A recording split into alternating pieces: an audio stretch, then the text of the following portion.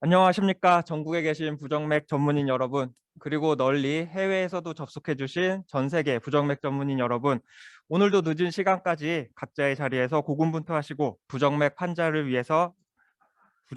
완치를 위해서 노력해 주신 여러분, 오늘 오직 배움을 위하여 어렵게 모니터 앞으로 와주신 여러분, 카파TV에 접속해 주셔서 진심으로 감사드립니다.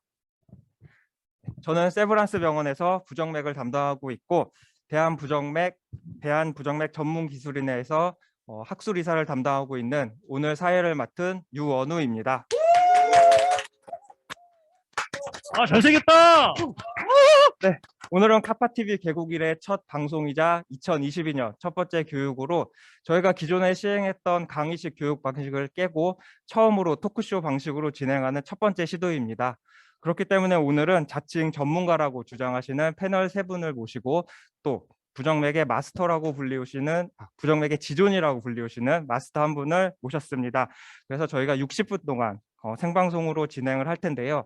아무래도 첫 생방송이다 보니까 진행에 미숙한 점이 있더라도 양해해 주시기 바랍니다. 네. 이해합니다. 먼저 자칭 전문가라고 주장하시는 패널 세 분의 소개를 드리겠습니다.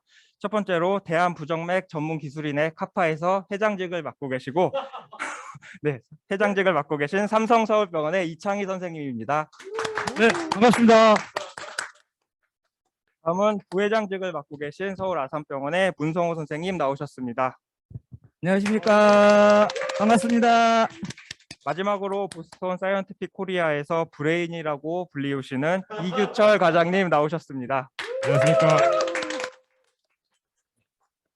사실 카파TV 첫 생방송인데 처음부터 카파 회장님과 부회장님이 나오셨습니다. 제가 얼핏 듣기로는 내가 아니면 누가 하겠냐 이러면서 자진해서 나오셨다는데 좀 너무하신 거 아닌가요? 사실 자진은 아니고요. 반 강제적으로 나왔는데 열심히 한번 해보도록 하겠습니다. 네.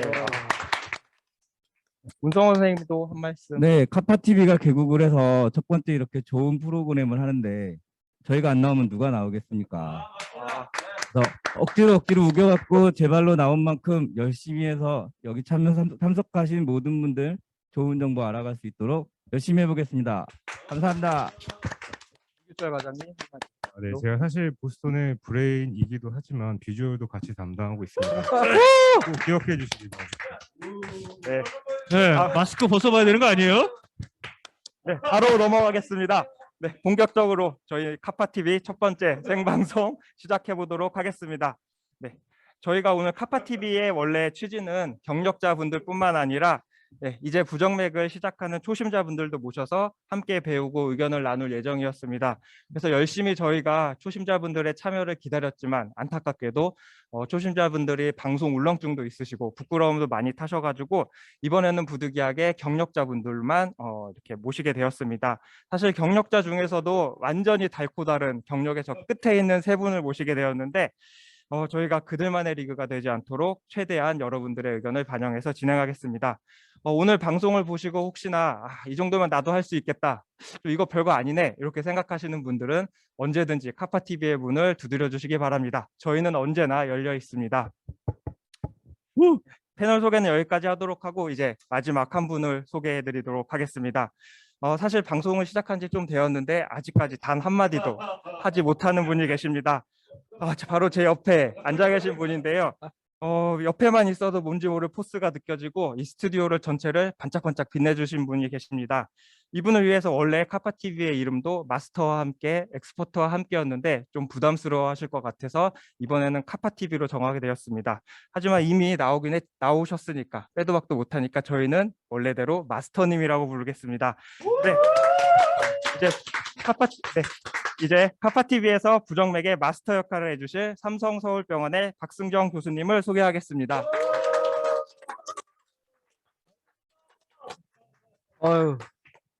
너무 감사합니다.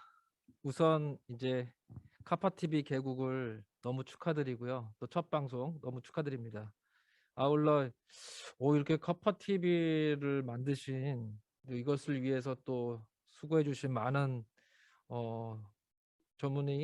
부정맥 전문의 기술인의 임원분들과 많은 회원분들께 정말 경의를 보냅니다.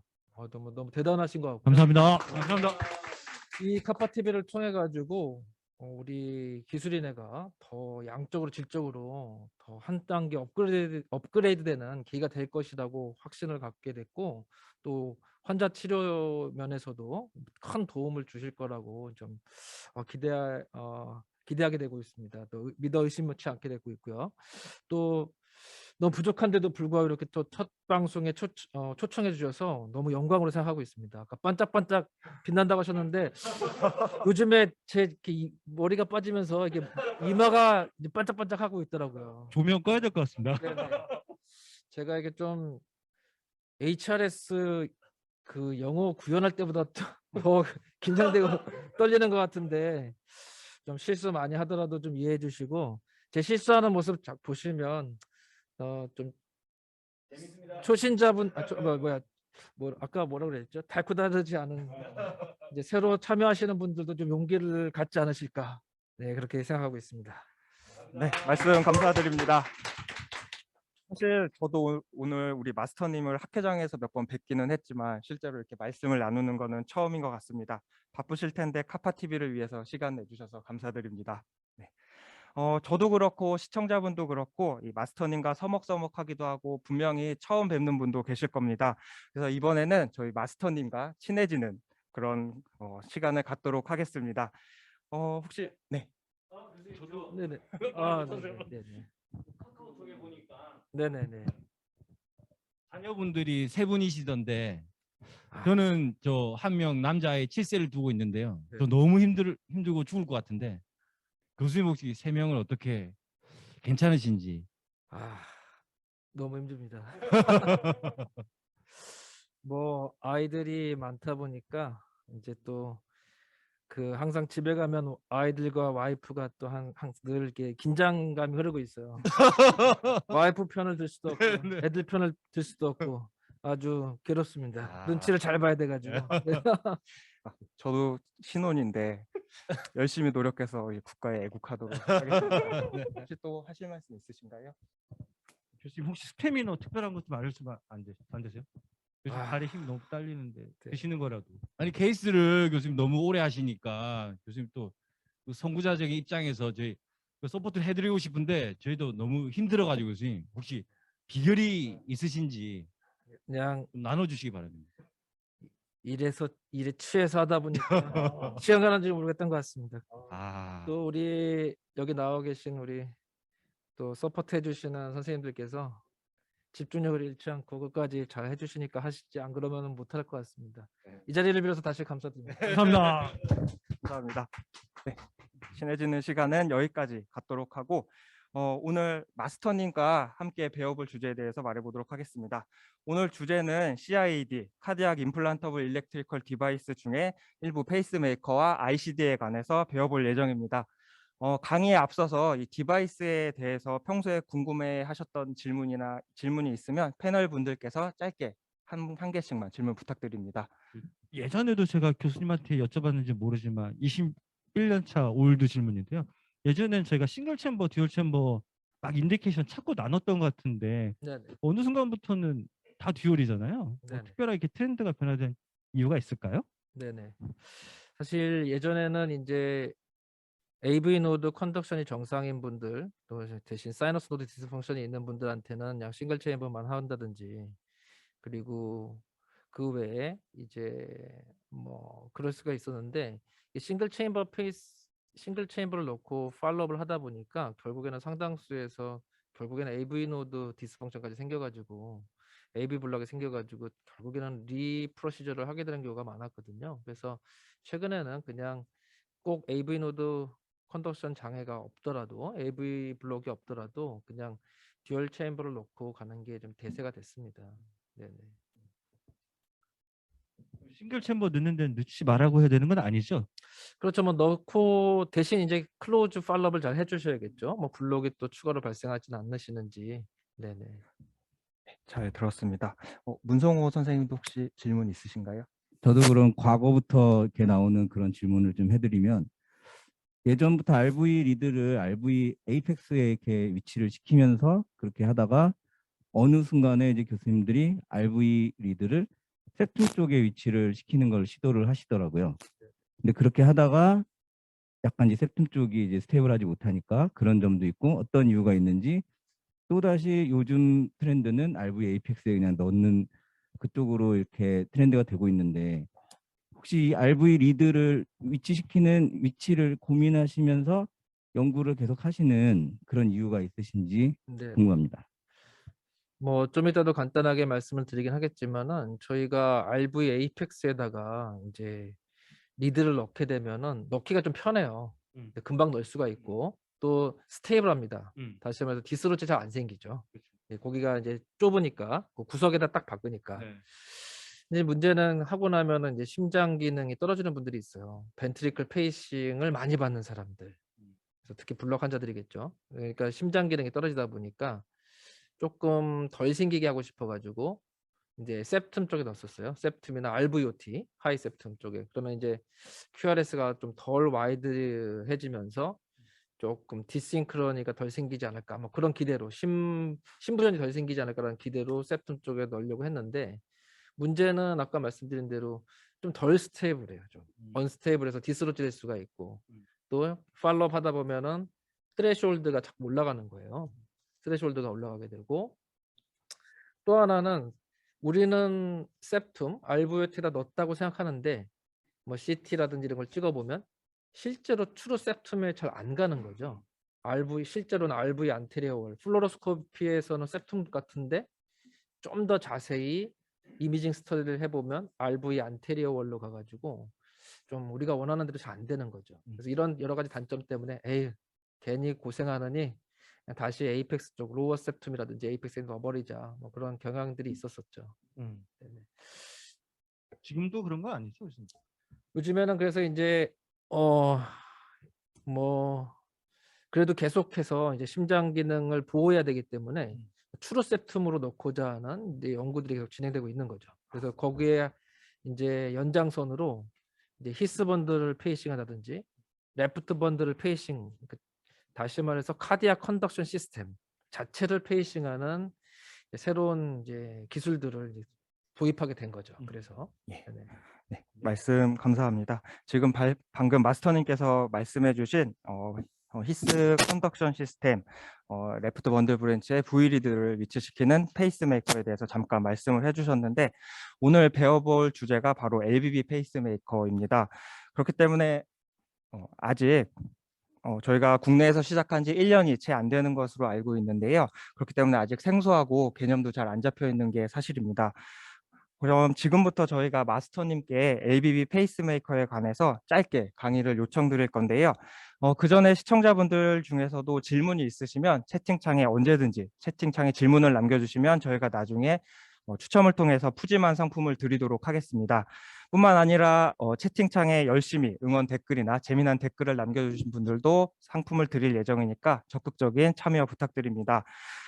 그리고 저희가 상품을 드려야 하기 때문에 가능하면 채팅은 실명으로 참여해 주시기를 부탁드리고 저희가 나중에 추첨을 할 그 시점에 접속을 하고 계신 분에 한해서만 상품을 드릴 예정이니까 접속을 끊지 말고 계속 시청해 주시기 바랍니다.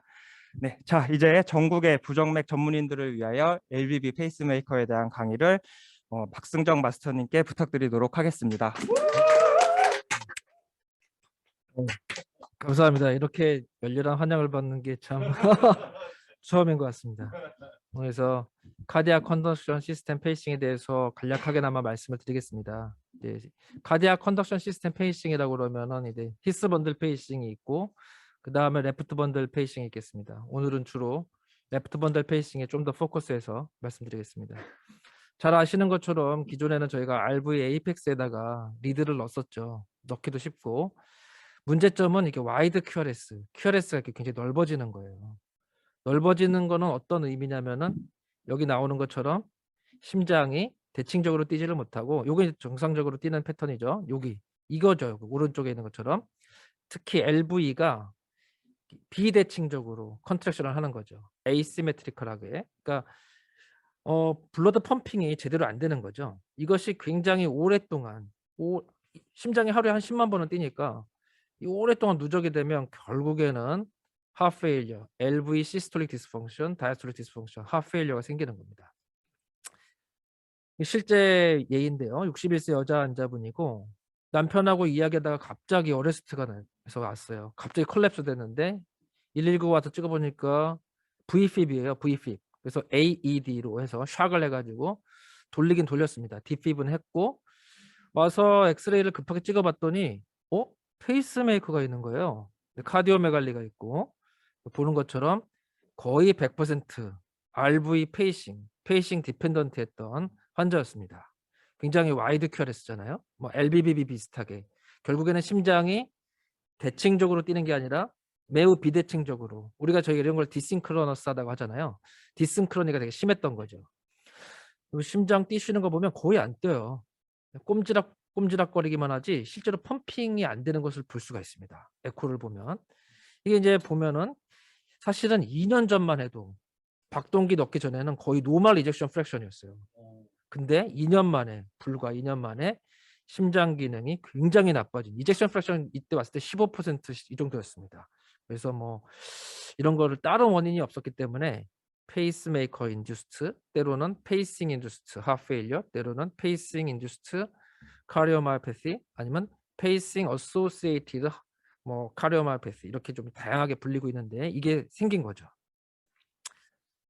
그러면은 이런 페이싱 인듀스트 카리오마이오패시가 과연 얼마나 생길 것이냐. 이제 우리가 이제 페이스메이커 넣기 전에 심장 기능이 정상이었었는데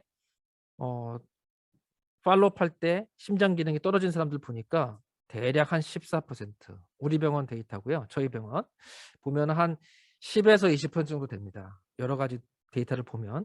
근데 문제는 이런 페이싱 인듀스 카리오패시 PICM이라고 약자로 부르는데 PICM이 생기면은 뭐가 문제냐? 여기 보는 것처럼 안 생긴 사람에 비해서 생겼을 경우에 카디악 데스도 굉장히 많이 생기고 저희 병원 데이터인데요.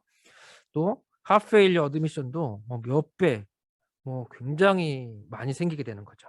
이런 건 문제점입니다. 그리고 어레스트도 아까처럼 VFib 어레스트 생길 수 있고. 그래서 아까 질문해 주셨던 것처럼 이런 것들을 방지하고 싶어가지고 에이펙스 대신에 septum이라든지 RVOT에다가 좀 넣기도 했는데 약간 QRS 듀레이션이 덜 넓어지는 것 같긴 하지만 뭐 여전히 QRS가 와이딩해요. 그래가지고 그렇다고 그러면 여기 히스 번들 자체라든지 레프트 번들을 페이싱 해주면 조금 더 피지올로직하지 않겠느냐. 정상 시스템을 사용하게 되니까 여기를 이제 페이싱 하려는 노력이 있었던 겁니다. 그래서 페이싱 한번 해줬더니 이런 레프트 번들 브랜치 LBBB 있던 환자한테 여기를 페이싱 해줬더니 네로 QRS처럼 거의 뭐 CRT 한 것처럼 좋아진다는 것들을 이제 알게 됐고 그래서 대신 문제는 여기에다가 딱 갖다 넣기가 어려운 거죠. 아무리 스타일렛을 뭐 3디멘저널하게 쉐이핑을 하고 별의별 짓을 다 해도 여기로는 못 가요. 그냥은. 그래서 여기로 딱 찔러 넣기 위해서 때로는 이 레프트 번들에다 찔러 넣기 위해서는 굉장히 특별하게 이것만을 위해서 특별히 제작된 3디멘저널 시스 같은 게 필요한 거죠. 그래서 각 제조사들별로 이런 다양한 디플렉터블 또 넌 디플렉터블 픽스트 커브의 어떤 특별한 시스를 갖고 레프트 번들이나 히스 번들을 타겟팅해서 RV 리드를 이제 넣게 됩니다.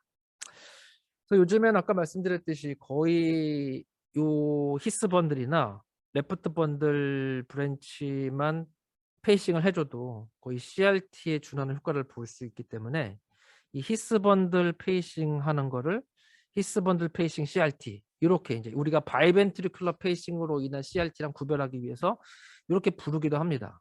히스 번들 페이싱 하게 되면은 당연히 라이트 번들 레프트에도 두 가지 파시클을 다 동시에 액티베이션 시키기 때문에 리싱크로니제이션이 되는 거죠. 심장 전체가. 그래서 히스 번들만 페이싱하는 CRT 거기에다가 요거까지 같이 LV까지 같이 페이싱 해줄 수도 있거든요. 여기랑 여기를 동시 히스 번들하고 LV를 같이 하게 되면 요거를 저희가 히스 뭐 옵티마이즈드 CRT라고 해가지고 이거 HOT CRT라고 합니다. 약자로. 뭐 예전에 가수 HOT가 아니고요. 네. 근데 이제 여기 그거 말고도 이제 저희가 이제 히스 번들 여기 히스 번들 요거는 레프트 번들입니다. 그래서 레프트 번들 훨씬 더 넓은 걸 알 수가 있죠. 이렇게 해가지고 저희가 보면은 이제 이게 히스 번들 페이싱, 레프트 번들 브랜치 페이싱 이렇게 하면은 심지어는 바이벤트리큘러 페이싱, 이 기존 컨벤셔널 CRT보다도 QRS가 더 많이 줄어드는 경향성도 있고, 그래서 좀 더 사실은 디싱크로나이제이션의 효과가 좋은 게 아니냐 그런 데이터들도 있고요. 이젝션 프랙션도 좀 더 많이 좋아지는, 이제 컨벤셔널 이게 일반적인 바이벤트리큘러 페이싱하는 CRT인데 이제 히스 번들 페이싱이나 레프트 번들 페이싱으로 CRT 효과를 해주면 오히려 심장 기능도 더 많이 좋아지는 것 같다. 이런 데이터들이 막 나오기 시작했어요. 그래서 히스 번들 페이싱이랑 레프트 번들 페이싱은 그 효과가 좀 거의 대등해 보이고 이거는 기존의 CRT보다 좀 더 좋은 게 아니냐 이런 데이터들이 계속 반복적으로 나오는 거죠. 이제는 아까는 이제 히스 번들 페이싱 말고 레프트 번들 페이싱, 이제 안티리어 퍼시클, 포스티리어 퍼시클 갈라지기 전에 레프트 번들 페이싱을 이렇게 해주면 요것도 이제 CRT 효과가 있기 때문에 레프트 번들 브랜치 페이싱 CRT 또는 레프트 번들 브랜치 에어리어라서 A를 붙여주기도 하거든요. 에어리어 페이싱을 통한 CRT 이렇게 좀 할 수도 있고요. 여기에도 LV를 같이 넣었다면 여기서는 이제 양쪽을 해주는 거죠. 그래서 요거는 이제 LOT CRT, 레프트 번들 브랜치 페이싱 옵티마이즈드 CRT라고 해가지고요. 이거 이제 LOT CRT라고 부르기도 합니다. 역시 마찬가지로 이 기존의 어떤 컨벤셔널 CRT에 비해서 레프트 번들 에어리어 페이싱을 한다든지 거기에 또 LV까지 넣어서 해준다고 하면은 이제 이 리싱크로나이제이션 효과가 더 좋기 때문에 베이스라인 LBB가 있던 사람에 비해서 기존의 CRT 하면 좀 좁아지긴 하죠. 날씬해지는데 레프트 번들 에어리어 페이싱 하면 더 날씬해지고 LOT CRT까지 하면 LV까지 페이싱 해주면 훨씬 더 날씬해진다. 그래가지고 좀 더 기대하고 있고, 기존 CRT를 했을 때 넌 리스판더들한테도 이런 걸 해주면 좀 리스판더로 바뀔 수 있지 않을까 이런 기대를 좀 하고 있습니다. 결국에서 이제 에코도 하면 심장 기능이 작아지고 이젝션 프레셔이 좋아지고 뭐 이런 것들, 또 증상, 호흡곤란의 증상도 줄어들고 이런 것들을 이제 기대하고 있는 거죠. 이런 것들이 이제 기본 이제 되겠고, 이제 실제 케이스를 한번 보여드리겠습니다. 저희 병원에서 한 케이스인데요. 91세 남자 환자분이고 탑의를 하고 나서 아무래도 거기가 이제 AV 노드 근처잖아요. 거기가 탑의를 하고 났더니 블록이 생겨버렸어요. 컴플릿 AV 블락. 그래가지고 그러니까 또 이제 이렇게 이퓨전도 생기고 밸브는 열어줬는데 여전히 좀 환자가 힘들어해요. 그래가지고 저희가 여기서 이제 레프트 번들 에어리어 페이싱을 했습니다. LBB 에어리어 페이싱. 이제 특히 기존의 페이스메이커랑 봤을 때 아레오 에리오는, 특히 에리오는 septal 페이싱 할 때랑 큰 차이가 없는 것처럼 보여요. 하지만 레터럴 뷰가 확실히 차이가 납니다. 그래서 왜냐하면 우리가 septal 페이싱 했다고 해도 레터럴 뷰를 보면 RV 리드가 대체로 여기로 가 있거든요. 앞쪽으로. 네, 근데 여기서는 확실하게 뒤로 가 있습니다. 그러니까 이 특별한 슈스가 없으면 이렇게 뒤로 돌아갈 수가 없어요. 네, 그리고 머슬 속으로 깊이 집어넣을 수도 없고요. 아레이오는 약간 이렇게 좀 보이고요. 레터럴이, 아레이오랑 레터럴이 그래도 좀 차이가 있죠. 그렇게 해서 해줬더니 심전도 물론 조금 잘 된 것을 위주로 가져왔습니다. 뭐 이거보다 잘 안 된 것도 있긴 있어요. 근데 이제 그래도 잘 된 경우는 굉장히 네로 QRS가 생기고, 네, 그렇죠, 같은 분입니다. 근데 심장 기능이 확실히 좀 빨리 좋아지면서 이퓨전 컨트롤도 되게 잘 됐어요. 네네네. 그래서 굉장히 좋고, 여기는 89세 여자 환자분입니다. 이게 지난달에 2주 전인가밖에 안 됐어요. 그래서 어드밴스드 AV 블록에 가끔씩 나오기도 하고, 그래서 싱코피하고 LBBB가 있고, 그래서 저희가 이제 했더니 이거 페이싱 되는 거예요. 잘 확대해서 보시면 QRS 앞에 페이싱 블립이 살짝 보이긴 보입니다. 네네네. 그래가지고 거의 뭐 노말처럼 보이는 거죠. 그래서 이런 경우는 특히 LBBB가 있을 때는 여기가 템포럴 페이싱 할 때고요. 셀프 여기 다 LBB처럼 보이죠. 근데 이제 여기 LBB 레프트 번들 브랜치 블록이 있는 분들한테는 AV 딜레이를 조금 조정하면서 옵티마이제이션 해줄 수가 있어요. 마치 CRT처럼. 그래서 옵티마이제이션 AV 인터벌을 적절하게 조절해주면 훨씬 더 날씬해지고 이렇게 보면 그 노말처럼 보입니다. 그래서 이분 또 다른 분입니다. 75세 여자분이고 이분도 이제 하이퍼트로픽 카디오마이오패스가 있었어요. 그래서 septum이 이제 너무 두꺼워서 septum의 머슬을 좀 쳐주는, septal myectomy 했죠. 이제 하이퍼트로픽 카디오마이패스는 septum이 너무 두껍기 때문에 그거를 좀 얇게 해주는 septal myectomy 한단 말이죠. 근데 septum을 치다 보면은 거기 AV 노드 근처에 있거든요. 그래서 거기가 날아가면서 컴플릿 AV 블럭이 굉장히 흔하게 생깁니다. 네, 너무 많이 쳐야 돼요. 또 너무 안 치면 또 수술하는 의미가 없고. 왜냐면은 여기 이분이 septum이 굉장히 두꺼운 거예요. RV가 잘 보이지도 않아요. RV, LV, RA, LA. septum이 너무 두꺼워가지고 여기를 좀 이렇게 쳐내야 됩니다. 쳐내다 보면 컴플릿 AV 블럭이 잘 생기고. 그래서 이건 수술하기 전이었는데 이 정도 QRS 듀레이션이었어요. 이제 아무래도 하이퍼트로픽 카디오마이패스니까 LVH처럼 QRS가 약간은 늘어나 있어요. 그래서 이제 이분 굉장히 두꺼워가지고 이게 여기서 RV 서피스부터 LV 엔도카디움 근처까지 이게 깊이 집어넣을 수 있을지 좀 걱정을 했는데 생각보다 여기 이제 콘트라스트가 잘 보이실지 모르겠지만 꽤 쉬스 여기까지거든요. 꽤 깊이 들어갔습니다. 그래서 잘 깊이 집어넣을 수가 있었고.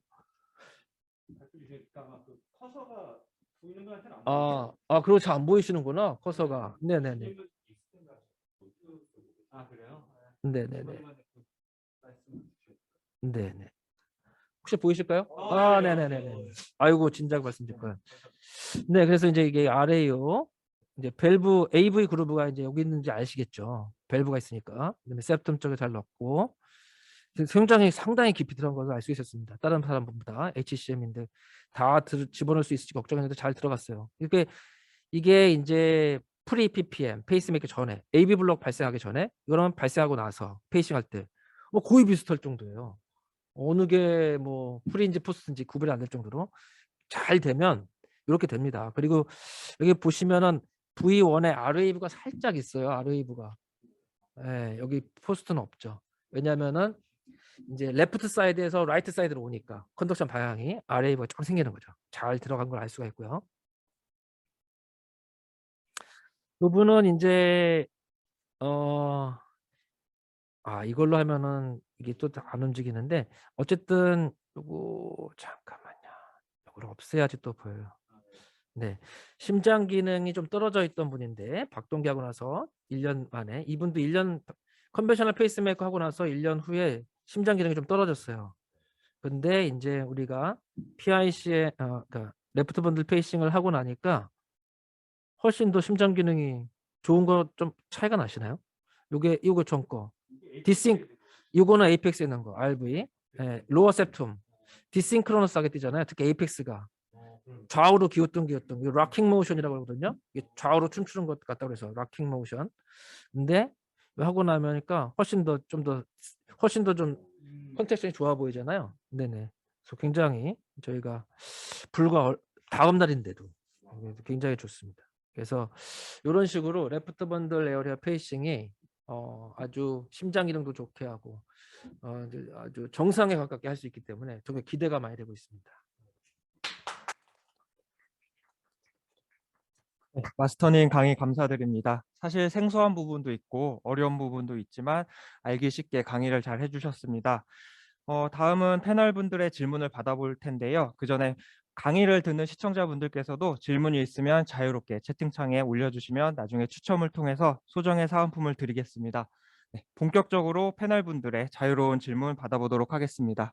그 교수님 강의 보니까 이제는 뭐 번들 페이싱이라든지 그 히스 페이싱이 아니라 RV 에이펙스 페이싱 하는 거는 사실 조금 심각하게 고민해야 될 것 같은 생각이 좀 들긴 합니다.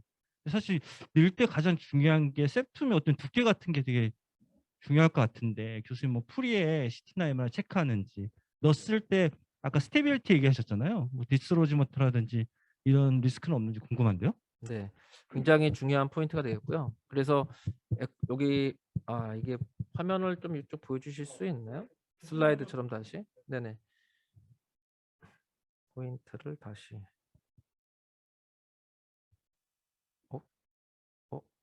어디 갔지? 여기서 보시는 것처럼 이 septum의 두께를 그래도 어느 정도는 좀 보는 게 좋습니다. 그래서 티닝이 없는지 이런 걸 좀 보고 또 HCM 환자는 좀 더 깊이 넣어야 될 거고요. 인팍션이라든지 여러 가지 이유로 좀 티닝이 온 사람들은 그래서 조금은 덜 넣어야겠죠. 대략 한 10mm쯤 되는데 이제 정상인 경우는 이제 HCM인 분들은 뭐 20mm, 30mm 될 수도 있기 때문에 약간 좀 미리 체크를 하면 좀 도움이 될 수 있습니다.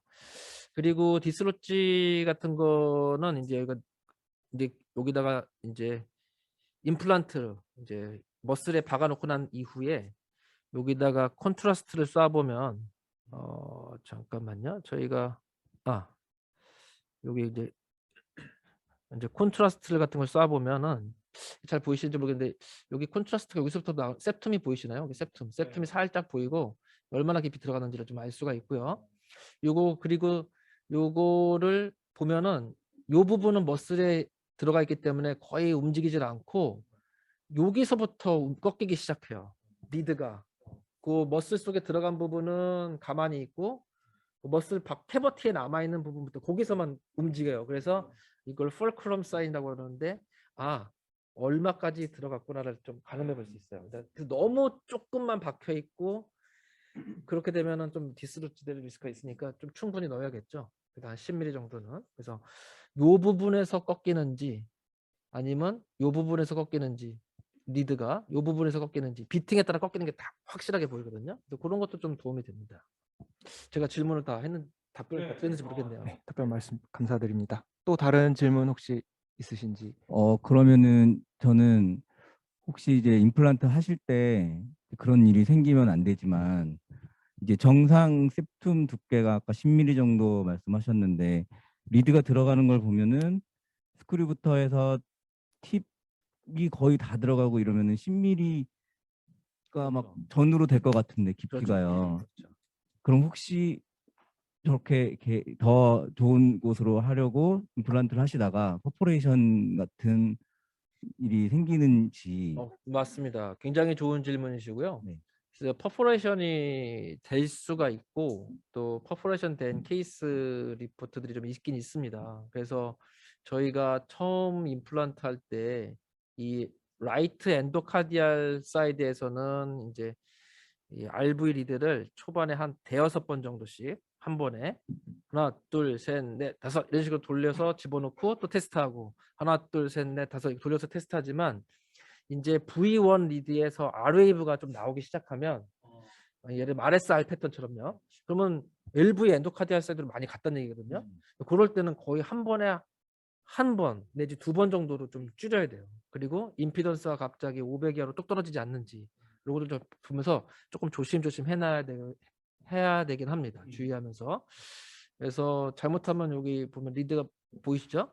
LV 쪽으로 확 들어갈 수도 있습니다. 좀만 더 하면.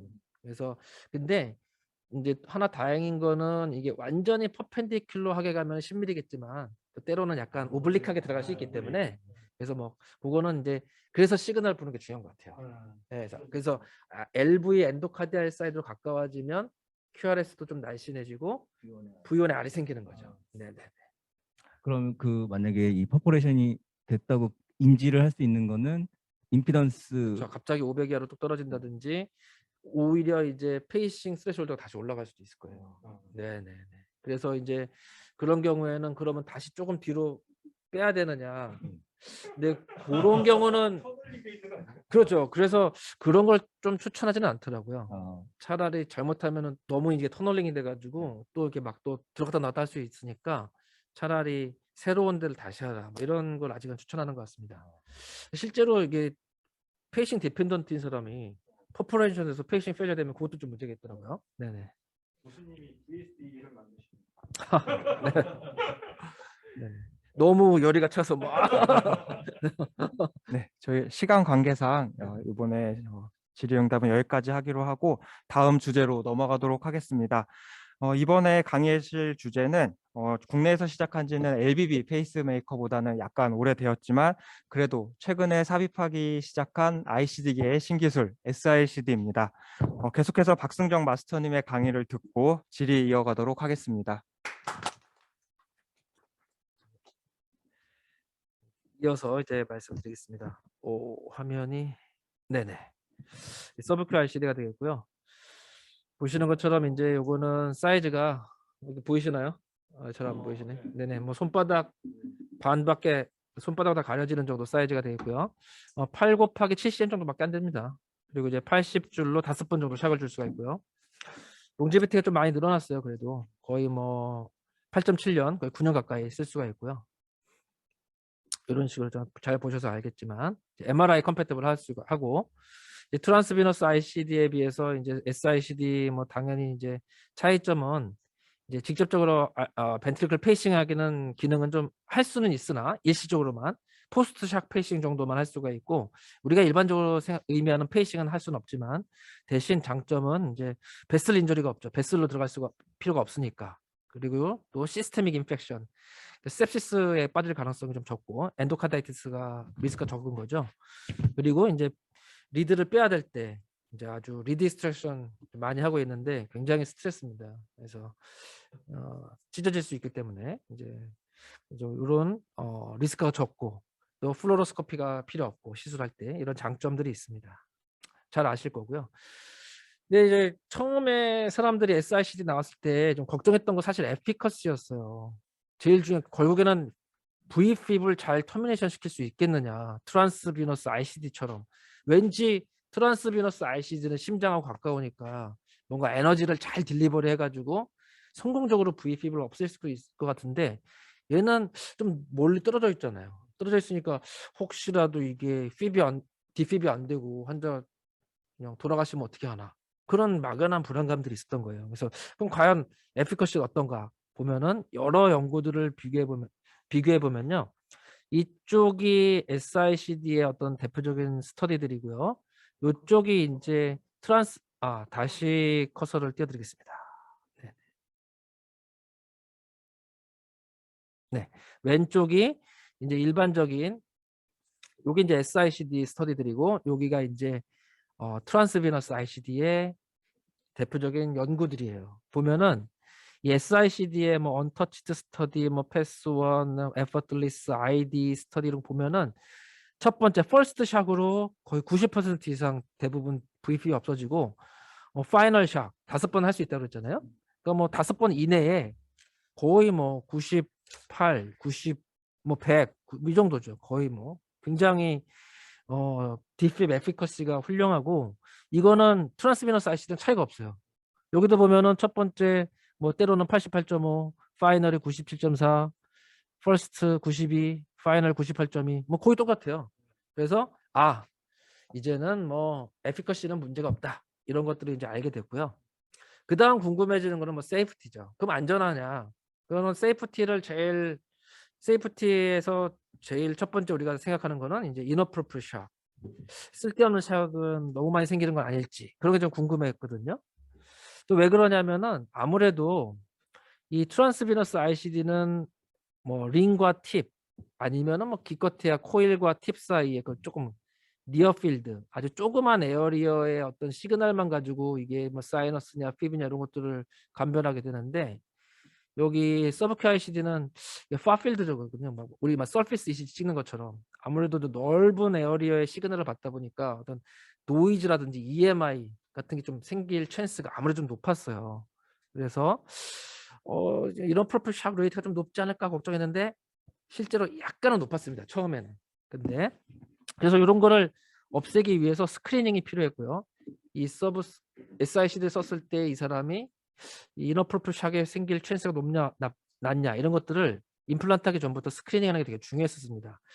그 이너프로필 샥의 제일 중요한 원인 중에 하나가 T웨이브 오버센싱이었거든요. 그래서 T웨이브가 너무 큰 사람, QRS에 비해서 T웨이브가 너무 크면은 그런 더블 카운팅 때문에 이너프로필 샥 리스크가 높아졌기 때문에 이런 특별한 자 같은 거를 대가지고 이 T웨이브가 이 에어리어를 넘어가 버리면은 이 QRS에 비해서 T웨이브가 너무 크다라고 해서 스크리닝 페일리어 요 안에 들어온 사람들만 즉 결국에는 QRS에 비해서 T가 그렇게 크지 않은 사람들만 골라서 했던 거죠.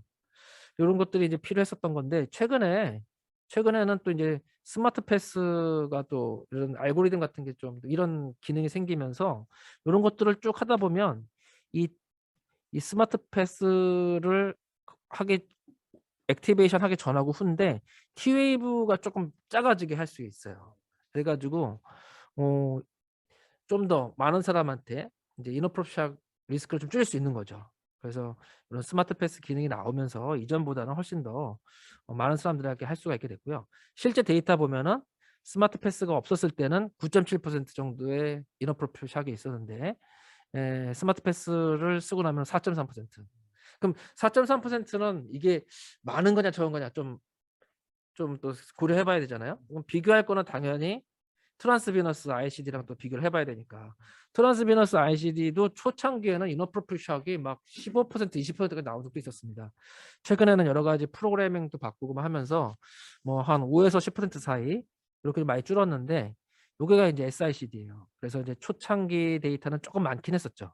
그런데 이제 여러 가지 실제 리얼월드 레지스트에서는 좀 더 줄일 수가 있었고, 그 다음에 RCT, 프레토리안이라도 랜덤 트라이얼에서도 좀 더 줄일 수가 있었고, 여러 가지 스마트 패스를 쓴다든지 또 프로그래밍을 조금 변경하면서 이제 예를 들면 200까지는 이제 컨디셔널 존, 220은 뭐 VFib 존, 뭐 이런 식으로 약간 어떤 프로그래밍을 적절하게 잘 해주면 굉장히 많이 인어프로priate 샥을 줄일 수 있었기 때문에 세이프티 측면에서도 트란스비너스 ICD랑 아주 큰 차이는 없는 게 아니냐. 뭐 이런 것들을 이제 보여주고 있기 때문에 이제 저희가 조금 비교적 안심하고 쓸 수가 있고요.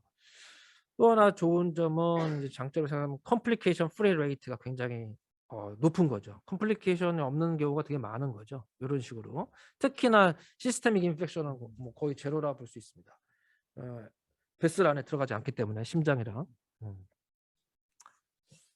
실제 또 우리가 이제 트란스비너스 ICD 넣고 나면은 이제 리드가 뭐 10년, 20년, 30년, 40년, 뭐 10년 만년 쓸 수 있는 게 아니기 때문에 여기 보시면은 실제로 한 10년 정도 쓰다 보면은 이 ICD 리드나 CRTD 리드 보면은 거의 4분의 1 정도가 25%에서 여러 가지 미케니컬 페일러 같은 게 와요. 여기 뭐 한 5% 정도는 인펙션 생기고. 근데 이 SICD의 리드는 그거에 비해서 훨씬 더 안전할 것으로 저희가 생각하고 있습니다. 뭐 최근에 프리토리안 트라이얼이라는 게 있었는데 이거는 그냥 말씀드리는 이유는 이게 트란스비너스 ICD랑 SICD를 처음으로 이 랜덤 트라이얼 한 거예요. 1대1로 무작위 배정을 통해서 정말로 SICD랑 트란스비너스 ICD가 퍼포먼스가 괜찮겠느냐, 인피리하지 않겠느냐, 여러 가지 이 디피앱 에피커시는 굉장히 좋았습니다. 사망률도 차이가 없었고, 하지만 서브큐테니어스 ICD가 트란스비너스 ICD에 비해서 확실히 리드 릴레이티드 컴플리케이션, 뭐 퍼포레이션 당연히 안 시키잖아요.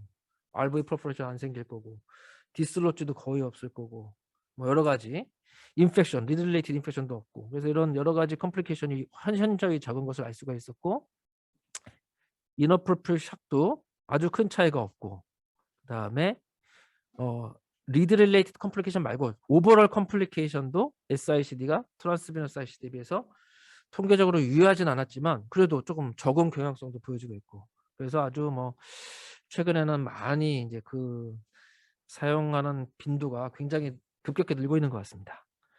아무래도 이제 심장하고는 좀 멀리 떨어져 있으니까 샥을 하기 위해서, 디핍을 하기 위해서 에너지가 조금 더 많이 쓰이는 것은 사실입니다. 그래서 저희가 DFT 할 때 65줄로 하잖아요. 다른 데보다 훨씬 높죠. 트란스비너스 ICD보다는. 트란스비너스 ICD는 DFT 뭐 15줄, 20줄 하지만 때로 이제 30줄도 하지만 65줄. 그래서 가능한 한 이 패티슈보다는 이 머슬, 최근에는 이제 서브큐가 아니라 인터머스큘라, 세라투스 안티리우스랑 라티스무스 돌시 사이에 IC를 집어넣게 되고요. 그렇게 해야지 이런 이 팻이 많으면은 에너지 딜리버리 잘 안 돼요. 머슬에 가까워야 됩니다. 캔이 에너지 딜리버리가 좋고 스레숄더가 낮고, 또 중요한 거는 레트럴 했을 때 심장의 뒤쪽에 있어야 돼요. 심장의 뒤쪽. 그다음에 이 에이펙스가 센터를 좀 지나는 정도. 이렇게 해서 딱 이 립에 이게 딱 붙어야 됩니다. 거의 이런 정도로 해야 되는 거고, 그리고 또 사실은 이 뒤로 갈수록 이게 캔이 여기보다는 좀 뒤쪽으로 갈수록 굉장히 DFT가 더 낮았다는 걸 알 수가 있습니다. 여기 제일 낮잖아요. 네. 그래야지 리드가 여기 있고 캔이 뒤쪽에 있어야지 이 크로스가 딱 되는 거죠. 우리가 AP로 패드 놓고 시작하는 거랑 비슷한 거죠. 네. 패치 붙여가지고 시작하는 것처럼. 네. 실제 케이스 빨리 간단하게 보여드리겠습니다. 18세 여자 환자분이고 브루가다 환자였는데 이렇게 있었고요. 근데 우리가 서브 QRCD 초창기에 이제 심성이 삐뚤어졌는지 자꾸 똑바로 안 올라가고 옆에 좀 끼울어져요. 다행인 거는 이제 어프로프 샥이 잘 들어가서 성공적으로 DPF를 좀 했고요. 16세 HCM 환자입니다. 남자 환자고. 근데 이제 여기는 이제 인펙션이 있었어요. 원래 트랜스비너스 ICD를 넣었었는데 이제 어레스트가 있었었죠. CPR하고 깨어나서 다행히 트랜스비너스 ICD 했는데 인펙션이 생겨서 왔어요. 우리 병원에. 우리 병원에 인펙션 돼서 저희가 익스트랙션 해주고 SIC를 대신 넣습니다. 이렇게 트랜스비너스 ICD 빼고 여기 넣은 거죠. 넣었더니 잘 지내다가 갑자기 여기 VF가 생겼죠. 성공적으로 샥을 해서 사이너스 돌렸습니다. 이제 여기 이제 SICD 플러스 이제 septal myectomy 이제 하고 ERI가 돼가지고 이제 SICD 리플레이스 했는데 이제 이 SICD를 임플란트 한 이후에 septal myectomy를 위해서 스터노토미를 좀 할 수밖에 없었어요, 이 당시에. 근데 다행히 이렇게 스터노토미 했는데도 여기는 크게 문제가 없었어요. 리드에는 잘 피해서 하니까. 이거는 이제 81세 남자 환자분이고 이스키믹 카디오마이패시입니다. 그래서 MI로 뭐 PCI도 하고 했던 분인데 이제 이분이 이제 트랜스비너스 ICD를 했었어요. 근데 이제 투석을 해야 되니까 투석을 하고 있었거든요. 라이트 사이드 넣은 거죠. 라이트 사이드 이런 식으로. 레프트는 투석을 해야 되니까 라이트 사이드 넣었는데 하필이면은 인펙션이 돼서 줬어요. 인펙션이 돼가지고 이렇게 인펙션이 돼서 어쩔 수 없이 이걸 다 빼서 익스트랙션 할 수밖에 없었고, 그러니까 레프트는 다시 넣을 수가 없고, 라이트는 다시 넣을 수가 없고, 레프트는 투석을 해야 되고, 그러니까 좀 애매해서 더 이상 쓸 데가 없었는데 때마침 이게 이제 서브 ICD가 있어서 성공적으로 이쪽도 쓰기 애매하고 이쪽도 쓰기 애매했는데 그래서 SICD를 성공적으로 잘 할 수가 있었습니다. 그래서 굉장히 우리가 유용하게 쓸 수가 있었어요. 아이고, 이건 다른 게 막 나오시네요. 이거 왜 나오지? 네네네. 그래서 아주 SICD도 최근에 많은 환자들한테 큰 도움을 주고 있고 이제 액티브하게 좀 하고 있습니다. 네, 이상입니다. 네, 강의 감사드립니다. 이번 주제 역시 어려운 내용을 귀에 쏙쏙 들어오게 잘 강의해 주셨습니다. 다음은 패널분들의 질의응답 시간인데요. 이전과 마찬가지로 시청자분들께서 궁금하신 점이 있으면 계속 채팅창에 올려주시면 나중에 추첨을 통해서 소정의 사은품 드리겠습니다. 이번에는 이규철 과장님부터 질문 부탁드립니다. 네, 교수님 혹시 저희가 이제 젊거나 운동량이 많으신 분들은 스크리닝을 할 때 TMT까지 같이 하는 거를 하고 있는데 혹시 그 젊거나 어느 정도 운동량이 많으신 분들인지 혹시 가지고 계신 기준이 있으신지 궁금합니다. 그냥 굉장히 좀 중요하고 프랙티컬한 질문인데요. 저희가 아무래도 좀 액티비티가 없는 어르신들한테는 그냥 스쿼팅을 만져 때려놨다든지 아니면 걷는 운동 정도 하고 나서 스크리닝을 해도 충분하다고 생각을 하고 있고요. 대신 10대, 20대, 30대 그리고 그 환자가 이제 액티비티가 높다고 할 경우에는 아무래도 레스팅 상태에서만 스크리닝을 하는 게 아니라 풀 엑서사이즈를 시켜가지고 난 이후에도 스크리닝을 하는 게 정말 중요할 것 같습니다. 왜냐하면 레스팅에서는 세 가지 벡터가 다 패스를 했는데 이제 아주 액티브하게 운동하고 나면은 세 가지 다 페일을 한다든지 세 가지 벡터 다 페일을 한다든지 아니면 세 벡터 중에 딱 한 벡터만 패스를 한다든지 이런 경우가 있을 수 있기 때문에 젊은 분이고 그 분이 액티비티가 좋을수록 엑서사이즈를 좀 많이 충분히 시키고 나서 거기에서도 스크리닝을 하는 게 되게 중요하다고 생각합니다. 혹시 저도 네, 교수님. 그 DFT 테스트가 사실은 SIC 시술하면서 가장 두렵고 어려운 부분이거든요, 사실은. 근데 이제 DFT 테스트 때 저는 아직 경험이 없는데 실패를 한 경험이 있으시면 저희가 네네. 어떻게 대처를 하시는지 그런 팁 같은 걸 알려주시면 감사하겠습니다. 네, 정말 등골이 오싹하는 상황이죠.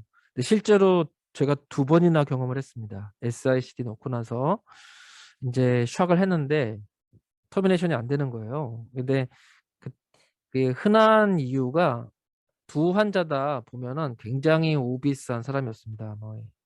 그래서 다 100kg가 넘고 한 120kg 막 이런 정도. 그래서 팻이 굉장히 많았던 분이고요. 아까 혹시 이거 그림을 다시 한번 보여주실 수 있을까요? 슬라이드로 혹시 다시 뭐 이런 오른쪽 그림과 같은 상황이었습니다. 포인터를 다시 한번 보여드리겠습니다. 굉장히 오비스한 사람이었고요. 그래가지고 아무래도 에너지 딜리버리가 충분하지 않았기 때문이라고 생각이 들고, 그래서 이렇게 특히 오비스한 사람들을 할 때는 서브큐로만 하면 안 될 것 같고 충분히 정말로 인터머스큐러를 꼭 해주는 게 굉장히 중요하다고 생각을 하고, 또 하나 이 스토놈의 리드를 올릴 때도 보면은 이 팻이 있을 수 있거든요. 리드 뒤에. 그러니까 완전히 스토놈하고 리드가 딱 붙을 정도로 이렇게 바닥을 긁는 듯이 집어넣는 것이 이 팻이 없게 임플란트를 하는 게 굉장히 중요할 것 같고요. 그래서 그렇게 좀 리포지셔닝이나 그러니까 리드를 좀 더 스토놈과 가까이 인터머스큘러로 좀 교정하고 나서는 좀 해결된 경우가 좀 있었습니다. 그래서 이 익스터널 디피브레이터, 이제 우리가 이 카트 같은 걸 정말 준비를 잘 해야겠죠. 요거 안 될 때는 바로 또 해줘야 되니까요. 네네. 네, 그럼 감사합니다. 저는 혹시 이제 임플란트 후에 이제 교수님 외래로 환자분이 팔로업을 올 때 샥 에너지가 80주를 이제 딜리버리를 하니까 네네. 환자분이 받는 충격을 네, 이제 맞습니다. 외래 오셔갖고 교수님 상담하시면서 막 그 충격에 대해서 어떻게 표현을 하실 거잖아요. 그걸 어떤 식으로 표현을 하시는지 네네. 궁금합니다. 맞습니다. 그래서 이게 아무래도 저희가 80주를 사용하게 되기 때문에 저희가 트랜스비너스 ICD는 뭐 저희가 맥시멈 해도 35줄이나 40줄이잖아요. 그러니까 거의 2배이기 때문에 환자들이 받는 충격이 더 크고, 그래서 저희가 이너프로프리 샥이나 언네서서리 샥을 가능한 한 줄이도록 노력하는 게 중요할 텐데, 환자들이 뭐 번개 맞은 것 같다, 너무너무 놀랐다, 뭐 그런 이너프로프리 샥인 경우에는 그런 얘기를 하는 경우가 있긴 있습니다. 네. 우리 한국 사람들 공동목욕탕 가고 때타올로 많이 문대고 이러잖아요. 네네네. 그래서 스터남에 바짝 붙여갖고 테스트하는데 그런 거라든지 아니면 최근에 뭐 에릭슨도 그렇죠. 운동 과하게 하는 사람들 인 어프로치 샥 노이즈 뭐 문제 없을까요? 네, 그것도 되게 중요한 질문인데요. 보니까 이제 서브큐 ICD가 트랜스비너스 ICD보다는 이게 운동할 때 약간 이너프로프하게 생길 찬스가 약간은 높을 수 있을 것 같아요.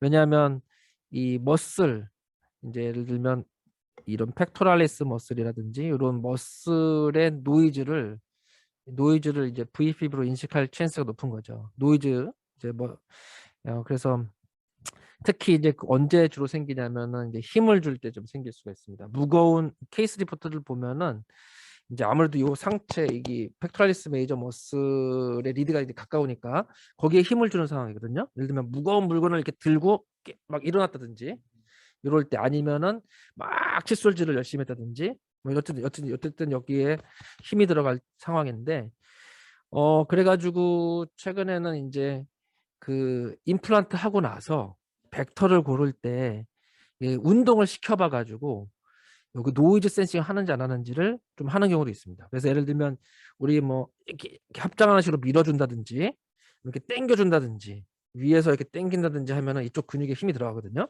그래서 세 가지 벡터 중에 노이즈 센싱이 가장 안 생기는 머슬로 인한 그런 거를 좀 추가적으로 한번 해주는 거는 되게 중요할 것 같아요. 제가 추가 답변을 제대로 다 드렸는지 모르겠네요. 또 뭐가 있었죠? 네네네네. 네네. 네, 감사드립니다. 아무래도 새로운 개념의 ICD다 보니까 많은 질문이 있으신 것 같습니다.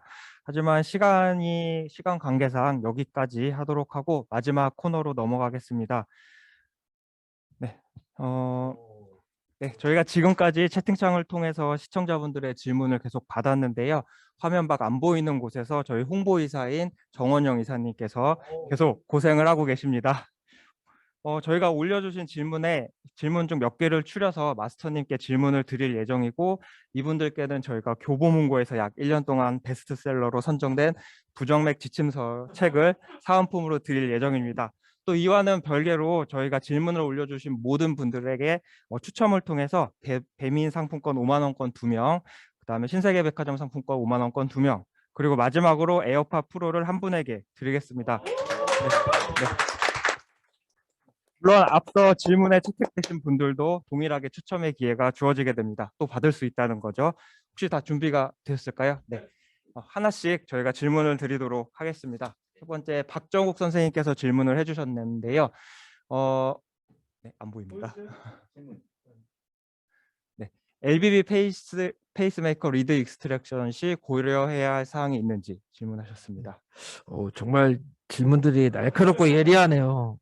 정말 질문 수준이 좀 다른 것 같습니다. 네, 되게 중요한 질문 많이 해주셨고요. 사실 그 히스 번들 페이싱하고 레프트 번들 에어리어 페이싱 관련해서 아직 잘 해결되지 않은 이슈, 그리고 데이터가 충분하지 않은 이슈가 리드 익스텐션인 것 같습니다. 그래서 특히 이제 히스 번들 같은 경우는 굉장히 얇아가지고 이제 뭐 넣다 뺐다 하면 다 망가질 가능성이 되게 많고요. 굉장히 그게 뭐 1, 2mm, 2, 3mm잖아요. 그래서 특별히 뭐 더 일반적인 경우보다 더 조심해야 될 것이 무엇이 있을까? 뭐 그거는 저도 아직까지는 뭐 아직 이 는지가 얼마 안 돼서 익스트랙션한 케이스가 한 번도 없었기 때문에 특별히 뭐 더 주의할 게 있을지는 모르겠는데 아무래도 빼고 나서 트랙 같은 게 생기지 않는지는 혹시 한번 뭐 에코 같은 거 좀 봐가지고 뭐 VSD 같은 건 없는지 한 번 정도는 좀 봐주는 건 의미가 있지 않을까 좀 생각이 되고요. 대체로는 좀 막힐 거라고 생각하는데 시간이 지날수록 뭐 그런 정도. 그리고 뭐 그 외에는 아마 비슷하게 되지 않을까. 그리고 이제 히스번들 페이싱은 더 멤브라노스 섹터뭐 더 가깝거든요. 그렇기 때문에 멤브라노스 VSD 같은 게 좀 더 생길 찬스가 더 높을 것 같긴 하고, 그래서 어떤 그런 것들을 좀 잘 봐야 되지 않을까 생각이 듭니다. 네, 감사합니다. 네, 다음 질문입니다. 임지은 선생님께서 질문을 해주셨는데요.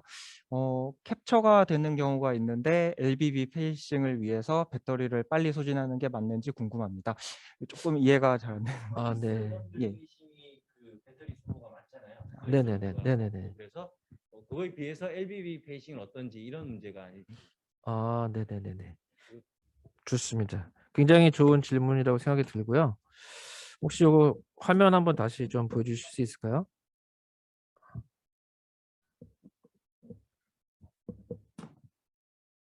슬라이드 나오는 거죠? 네네. 네. 여기 보시면은 이게 죄송합니다. 네. 화면 보이시죠? 네네네. 네네. 아까 말씀드린 대로 히스번들 페이싱하고 좁은데 너무 이게 얇아가지고 여기 또 하나 문제는 여기가 이게 RV 리드잖아요. 그러니까 벤트리클하고 멀어서 R웨이브 시그널이 작은 거예요. 그 R웨이브는 언더센싱 해가지고 문제가 되고 ATM에 가까워가지고 P웨이브를 오버센싱 할 수도 있고, 그래서 막 이게 프로그래밍이 좀 문제가 있었고, 또 스레시홀드가 올라가고 타겟팅하기가 어렵고.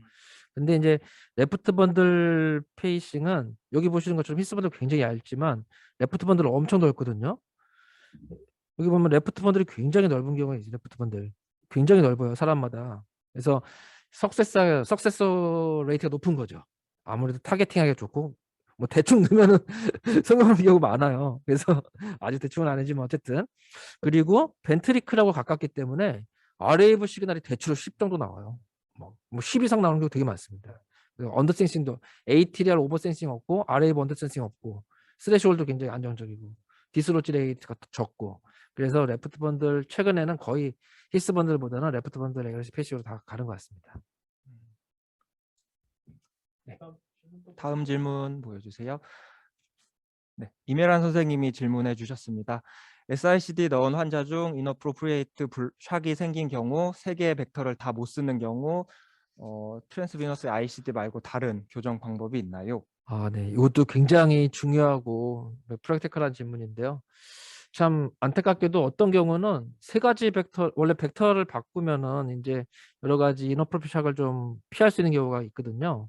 근데 3가지 벡터 모두 이제 노이즈라든지 아니면 T웨이브 언더센싱이 T웨이브 오버센싱이 자꾸 생기는 경우가 있어요. 뭘 어떻게 해도. 그래서 그런 경우에는 이제 마지막으로 트랜스비너스로 당장 바꾸기 전에 이제 리드를 조금 리포지션하는 걸 좀 고려해 볼 수 있겠습니다. 리드를 약간 이제 레프트였으면 라이트 사이드라든지 약간 오블릭하게 해본다든지 그런 찬스가 할 수 있고요. 또 케이스 리포터 같은 거 보면은 이 제너레이터 위치를 조금 이제 바꿨더니 R웨이브 센싱이 좀 커지고 좋아졌다든지 뭐 이런 여러 가지 이유로 이너프로필 샥을 성공적으로 좀 피할 수 있었다는 리포트가 있기 때문에 바로 트랜스비너스로 가기보다는 그런 리포지션을 좀 고려해 볼 수 있을 것 같습니다. 이제 마지막 질문 드리겠습니다. 김선훈 선생님이 해주셨고요. SICD 스크리닝 테스트 후 몇 개 벡터 통과까지 임플란트 하시는지 기준이 궁금하다고 합니다. 네, 물론 세 개 다 통과하면 좋겠지만 저희는 한 2가지 이상 정도. 왜냐하면 딱 하나만 통과하게 되면 그게 이제 주로 아무리 우리가 레스팅 때하고 엑서사이즈 후에 스크리닝 테스트를 하지만 리얼 월드에서 살다 보면 더 많은 경우가 생길 수가 있잖아요. 더 많은 환경에서, 더 많은 클리니컬 시츄에이션에서 그 하나 패스했던 게 또 페일 해버리는 상황이 생겨버리면 선택의 여지가 없어서 다른 걸로 바꿀 찬스가 없으니까 최소한 2가지 벡터는 있어야지 하는 게 좋은 것 같습니다. 감사합니다. 마스터님 정말 상세한 설명 감사드리고요. 어느덧 저희가 방송을 시작한 지 1시간이 흘렀습니다. 이제 드디어 네, 벌써 1시간이 지났네요. 아유. 여러분들이 이제 가장 기대하시던 상품을 뽑는 시간을 갖도록 하겠습니다. 앞서 말씀드린 대로 배민 5만 원 상품권 2분, 그다음에 신세계 상품권 5만 원권 2분, 그리고 에어팟 프로 1분을 추첨하겠습니다. 저희 출연료보다 더 비싼 것 같은데. 네, 이거 저 에어팟 교수님 거 저도 정말 하나 놓으시죠. 질문을 안 하셔서 안 됩니다. 먼저 문성호 선생님부터 2분 추첨을 해주실 텐데요. 앞서 말씀드린 대로 저희가 지금 접속을 하고 계신 분에 한해서 상품을 드릴 예정이니까 이름이 만약에 호명되시면은 채팅창에 이름을 답변을 남겨주시기 바랍니다. 저희가 만약에 10초가 지나면은 다음 분에게 기회를 드리도록 하겠습니다. 클리어하네요. 빠르게 20명 10초. 참가자분. 네, 빠르게 10초 되겠습니다. 나오시면 바로 채팅 준비하시고요. 배민이죠? 배민 상품권. 네, 고마워. 배달의 민족답게 PPL 없습니다. 저희가 직접 준비한 이메란 선생님이십니다. 바로 나오셨습니다. 바로 나오네요. 바로. 와, 뭐 1초도 안 걸린 것 같은데요. 또 한 분의 배달의 민족 뽑아드리겠습니다. 빠르시네요. 5초 하시죠. 5초. 김영준 선생님이십니다. 이거 너무 주최 측의 농담 잠깐만. 같지 않은 2초. 네네. 아슬아슬했어요. 아슬아슬했어. 네네네. 축하드리겠습니다. 드립니다. 다음은 이창희 선생님께서 신세계 상품권 2분 뽑아드리겠습니다. 김한나 선생님. 오, 바로. 대박. 축하드립니다. 선생님 축하드려요. 신세계 가야겠네. 신세계. 윤종표 선생님. 윤동 선생님. 네, 바로 카운트 하겠습니다. 바로 간줄 알았는데. 정말 빠르게 답변을 해주시고 계십니다. 네, 마지막으로 이제 에어팟 프로 1분은 박승정 교수님께서 추천하겠습니다. 1초로 하겠습니다. 1초. 자, 키보드에 손 올려놓으시고. 두근두근하네요.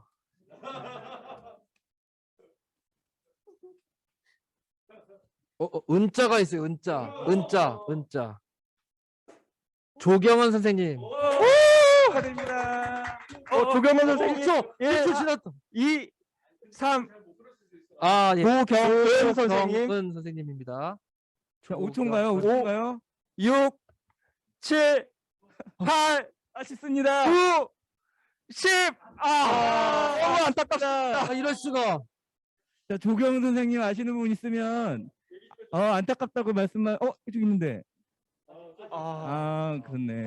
화장실 두 분이나 계시는데. 네, 너무너무 안타깝습니다. 네, 하필 이 타이밍에. 확실히 1등이라 틀리네요. 쫄깃쫄깃하네. 야, 한자가 나왔습니다. 한자. 한- 유래한 선생님. 선생. 혹시 또 안 네, 나오시나? 다시 하겠습니다. 하나, 둘, 아, 셋, 안타까워. 이럴 수가 어떡해. 넷. 5, 6, 환자 왔나요? 7, 8, 유리한생 9, 프로리 환자 왔나요? 8. 없어요. 아, 너무 안타까워. 어떻게 이럴 수가 있지? 그래. 한 분 더 뽑도록 하겠습니다. 서영현생. 이럴 수가 있죠? 유리한생 불러야죠. 늦었어. 아, 너무 안타깝습니다. 이미 안타깝습니다. 뽑았는데 어떡하죠? 네네. 유리한생 이우석 쌤한테 사달라 그래요. 이우석 쌤한테 안타깝게. 우자가 나왔습니다. 우자. 우우우우. 손현우 선생님.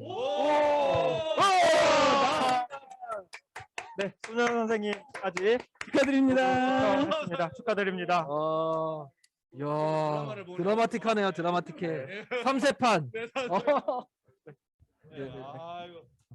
자리에 앉아주시고요. 네, 당첨되신 분들은 저희 카카오 채널에 연락처와 주소 남겨주시면 저희가 상품 보내드리도록 하겠습니다.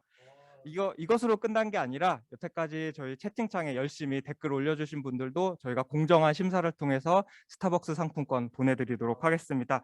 이 당첨자는 추후에 카카오 채널에 공개하도록 하겠습니다. 이제 정말 마무리할 시간인데요. 궁금했던 부분 모두 해소되셨기를 바라고요. 추가로 더 궁금하신 점이 있으면 저희 카카오 채널에 질문 남겨주시면 언제든지 답변 드리도록 하겠습니다. 늦은 시간까지 함께 해주신 박승정 마스터님 너무 고생 많으셨고요. 마지막으로 한 말씀 부탁드립니다. 이렇게 첫 방송부터 불러주셔서 너무 영광스럽고요. 또 아까 말씀드렸지만 이 카파 TV를 통해서 우리 많은 선생님들 또 부흥 발전을 할 것 같고 또 환자들도 큰 유익을 얻을 것 같습니다. 앞으로 더 큰 성장과 발전 기원합니다. 감사합니다. 감사합니다. 다음에 또 함께 해주실 거죠? 네. 불러주시면 무조건 나와야 될 것 같은데요. 다음에는 이거 저도 한번 참석해서 한번 질문 한번 해야 될 것 같습니다. 아이파 프로. 네, 감사합니다. 이제 마지막 인사를 드릴 시간인데요. 저희에게 알기 쉬운 디바이스의 길로 인도해 주신 박승정 마스터님께 다시 한번 감사드리고 세 분의 자칭 부정맥 전문가 패널 분들께 감사드리고 카메라가 안 보이는 곳에서 정말 고생해 주신 홍보이사 정원영 이사님 및 저희 카파 임원진들 그리고 마지막으로 늦은 시간까지 영상을 시청해 주신 전 세계 부정맥 전문인들 분들께도 감사의 말씀 드립니다. 그럼 저희는 다음에 더 좋은 모습으로 다시 찾아뵙도록 하겠습니다. 지금까지 부정맥 전문인 여러분의 동반자 카파TV의 유원우였습니다. 감사합니다. 감사합니다. 감사합니다. 수고하셨어요.